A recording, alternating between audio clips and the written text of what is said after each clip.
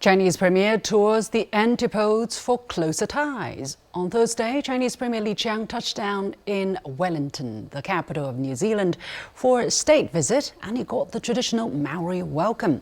Premier Li got down to business with his counterpart Christopher Luxon, and both agreed to expand trade and investment and deepen people-to-people and cultural exchanges. And to this end, China is going to include New Zealand in its unilateral visa-free policy. But we in China are no stranger to New Zealand. We all have heard a legendary Kiwi by the name of Rewi Alley, who first came to China in 1927 and basically spent the next 60 years here. A century later, can that interest be rekindled?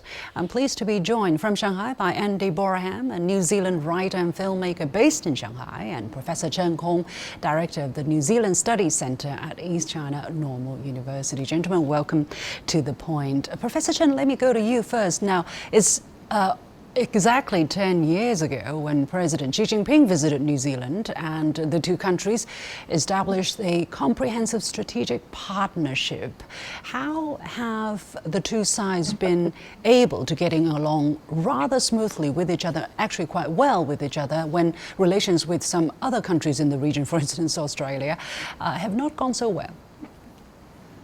Yes, 2024 marks the 10th anniversary of the establishment of China-New Zealand relationship to a comprehensive strategic partnership. Over the past 10 years, bilateral relations have developed vigorously. In particular, in trade, last year's two-way trade figure was 38 billion New Zealand dollars. So I believe Premier Li Qiang's visit will lead to a series of further and more vigorous trade relationship. Another key factor, is that since last year, New Zealand has a new government, with a new prime minister. So this is the first time for the Chinese Premier Li Qiang, to meet, Christopher Luxon. So I believe Luxon also expresses hope to visit China. So this kind of a high-level, top-level exchanges, communication, and viewpoints, and of course, discussions of differences in our perceptions. That this kind of communication is very important, as it ensures regular and open exchanges, and of course to avoid possible misunderstandings. Andy, as a New Zealander, you have been following relations very closely, I'm sure.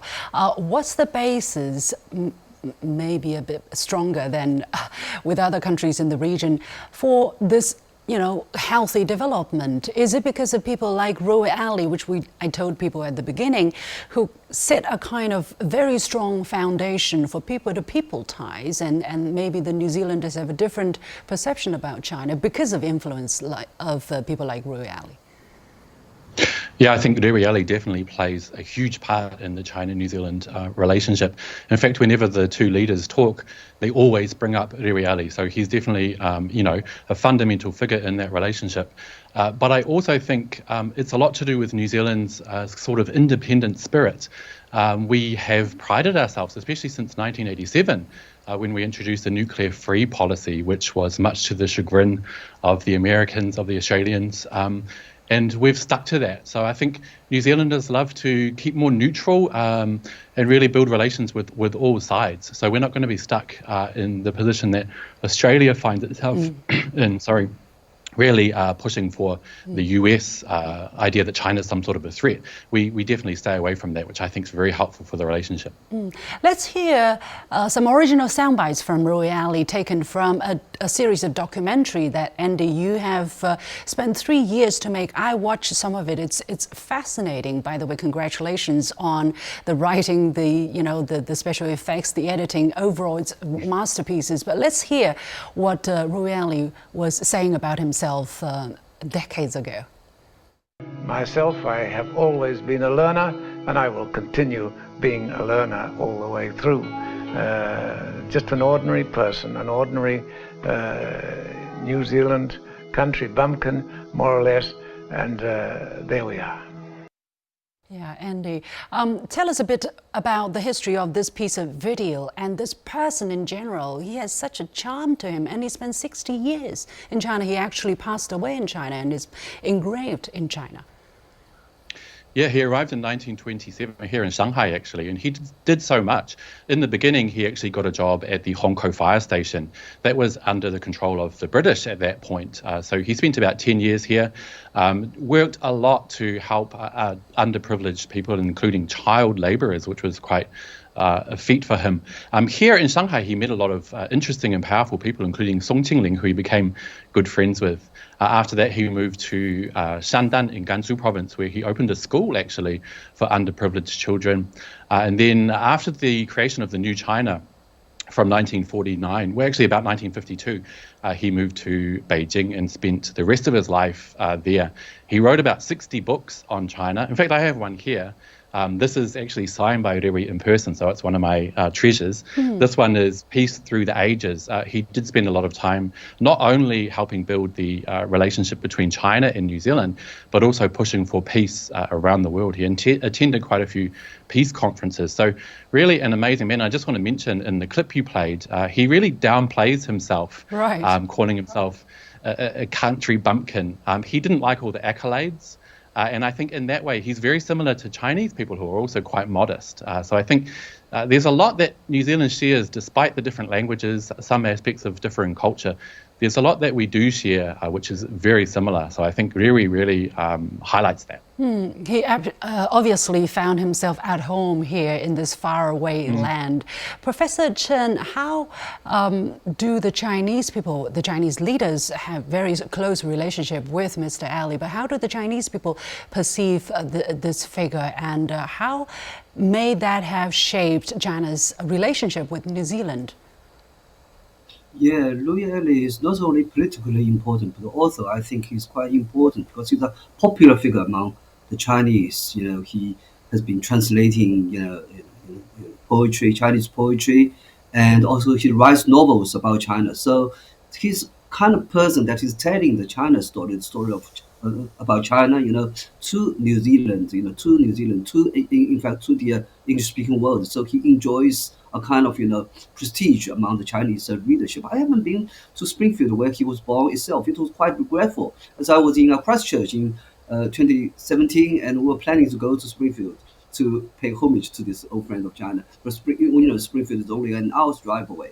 But our plan at the time was disrupted by the stormy weather at the time. But Rewi Alley definitely has enjoys his prestige. His image is quite strong in China. This is really something that China people really cherishes. Absolutely, huge names, extremely well known a century after he first came to China. And there are, a group of people who are the likes. For instance, Dr. Bethune from Canada, right? Pearl Bucks from the United States. And we have, of course, a whole host of other people who really, since the very beginning of China's revolutionary years, saw the potential of this place.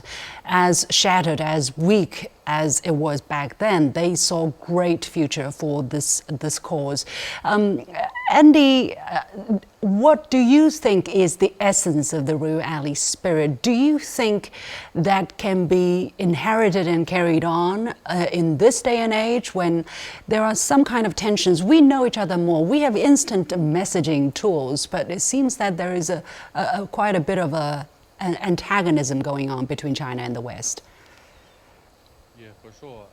The US-led West is definitely pushing to highlight or make China come across that China's success and China's relationships as a threat, but I don't think that's actually the case at all. So I think, like I said before, New Zealanders are quite stubborn, I guess. We don't tend to follow the American line. We do feel a bit of pressure from our friends in the US and in Australia, but we tend to try to walk our own path. So I think even though there is some understandings in New Zealand, it's something we can easily get through and get to know each other more.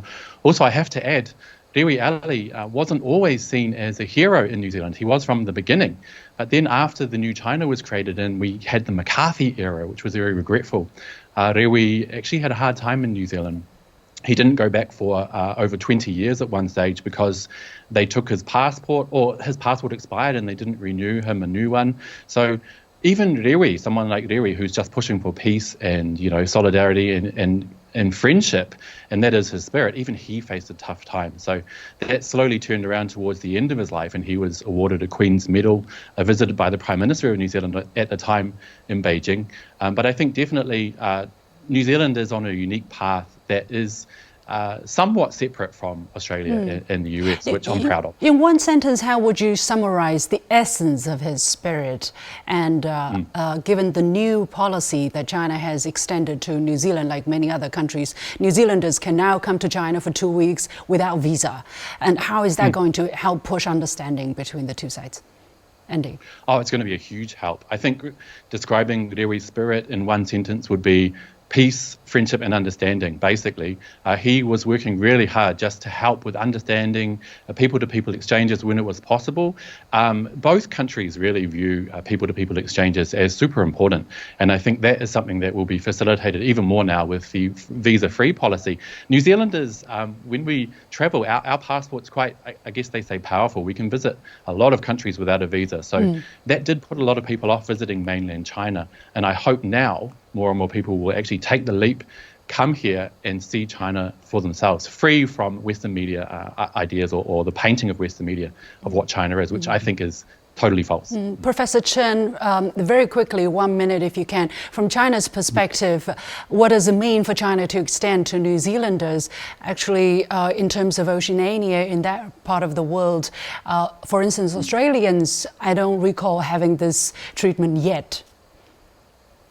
Yeah, government level communications are important. But after all, countries, nations are made of people. So people to people, connectivity is extremely important. So I think actually definitely, more people to people contact and exchanges. These are very important to increase mutual understanding and also to dispel misinformation and also misunderstanding. Do you think Australians may get the treatment sometime soon? Hopefully. Hopefully, let's see. Yeah.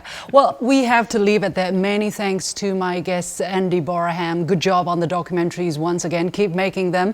And Professor Chen Hong, from East China Normal University. By the way, you can find the documentaries on YouTube. I highly recommend it.